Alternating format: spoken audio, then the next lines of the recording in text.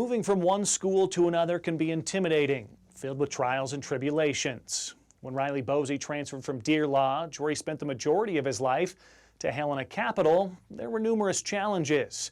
But outgoing and athletic, Boese quickly made friends and joined the Bruins sports teams and was poised for an outstanding senior year. That was until he met the greatest test of his young life, a death in the family. Riley Boese, though, chose to persevere and is playing through the pain. Riley Boese wasn't sure what to expect during his senior football season.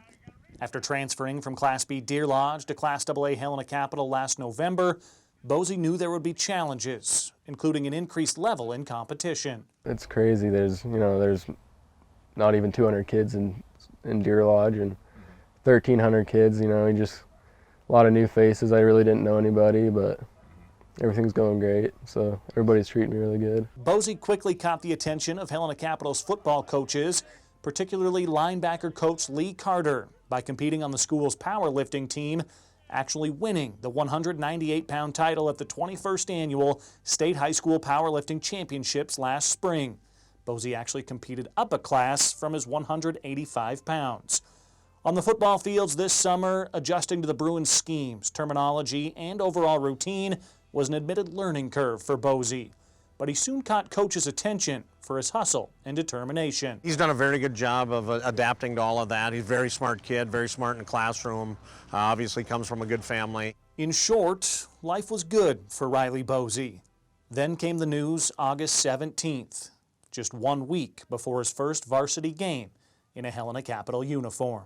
It's been a rough week. My brother committed suicide on last Friday. So it's been a rough week, but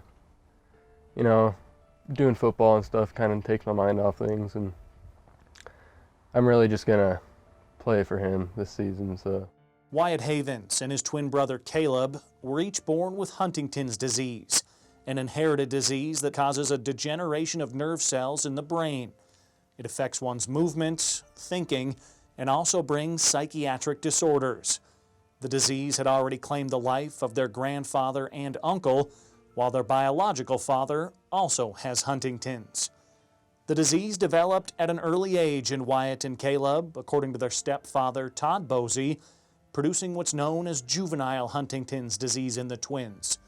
Following the incident on August 17th, the Boese family removed Wyatt from life support just days later, Sunday, August 19th. He was 23. The night that it happened, I got a message from Riley's mom, and she mentioned to me the severity of it and what the doctors had talked about, and I just said, anything you need from us, whether it be you, your husband, and Riley, or the family, we're here for you. Yeah, the coaches took that really well, and everybody's got my back. Riley returned to practice that Monday, August 20th, joining his friends, teammates, and coaches on Jim Tuss Field, seeking normalcy and an escape from a hellish weekend. Once I start practicing, it kind of takes my mind off everything, and it helps a lot, So practice is good. You kind of just, everything else is kind of goes away when you're on the field. You just play the game, and it's really fun.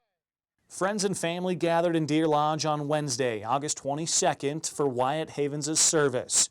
Then again the following day in Helena for local friends and family. It was after that memorial the Boese family heard its first good news in some time. When did you find out you were starting? Yesterday. Tell me about that moment. I was took a lot of hard work moving over from Deer Lodge to here, so it was really exciting. I didn't think I was going to start, to be honest with you. There's a lot of good athletes, and it takes a lot of work, but it'll be fun. On the afternoon of Friday, August 24th, as Riley and his teammates arrived at Memorial Stadium in Great Falls, set to face the mighty Bison of Great Falls High in the 2018 season opener, Riley was overcome with the emotions from the past week. The shock, sadness, and disbelief, although excitement triumphed as he prepared to take the field with Wyatt on his mind. I'm kind of nervous, but I'm excited at the same time. I love football, so I'm just gonna go out there and have fun. I'm gonna play for him, so everybody's rooting for me. You know, it's been a rough week for my whole family. So if I go out there and win a football game, it'd be good. Monday we had a talk at practice. You know, I said, if you didn't have anything to play for, you do now. And, you know, he just kind of looked at me, and he gave us everything he had Monday, Tuesday, and we know that he had the service on Wednesday.